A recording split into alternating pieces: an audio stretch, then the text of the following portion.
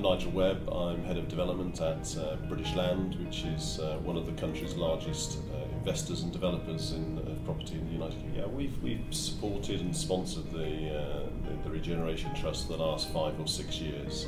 I'm very pleased to have been able to do so. We see the relationship between what British Land does as an investor and a developer of real estate has a sort of synergy with the aspirations of the Regeneration Trust. It's something we very much support. We like to play our part in helping sort of retain the sort of heritage of some of our older buildings. Yeah, I'm a strong advocate of heritage and taking a responsible approach to heritage. I think it's about preserving part of our history, preserving buildings and spaces that people can relate to. But I don't think it's just about preserving all buildings. I think it's giving places a sort of sense of meaning to people, retaining buildings that people can relate to, they feel comfortable with, they're not threatened by.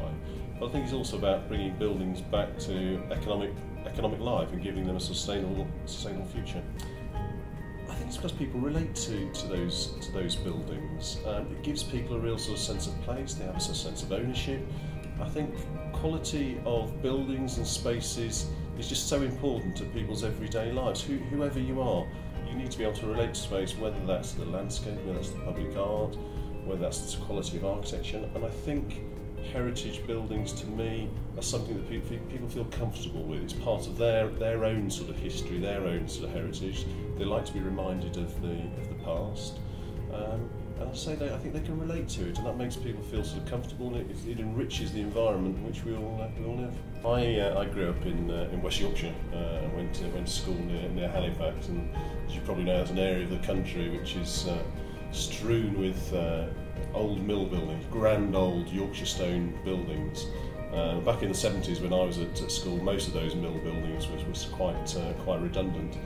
So it's been great actually for me in the last 20 years or so to start seeing some of these buildings coming back into life, so like the Lister buildings at Bradford. And I actually used to play rugby in a place called Sowerby Bridge near Halifax, which was actually in the shadow of the Sowerby Bridge Wharf mill building. So it gave me particular pleasure to see the Prince's Trust being involved in the regeneration of those buildings, bringing them back to life, having remembered them in their state for many years. So I'm pleased again being involved with the Trust that we've had some small part to play in that. What I do remember is a pretty sort of depressing scene, to be honest. Many of those buildings just lie derelict. There was no sort of hope for them to sort of come back into economic life. They were starting to decay, so it has quite a sort of depressing effect on the community. So it can have a real sort of drain on people's perception of an area and their feeling of sort of prosperity and sort of happiness. So I think it's given them a huge boost as we've seen these buildings coming back into life and actually reused again for sort of housing, for shops, for offices. There is a fear sometimes that people think retaining heritage buildings is about retaining all buildings.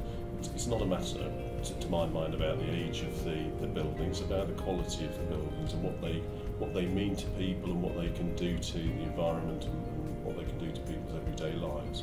So one of the things I like about and we like about the Prince's Regeneration Trust is it takes a responsible approach. So it tries to deal with buildings that the normal marketplace can't bring them back into active life. So the market's failed, they've stepped in, but they're giving those buildings a sustainable future.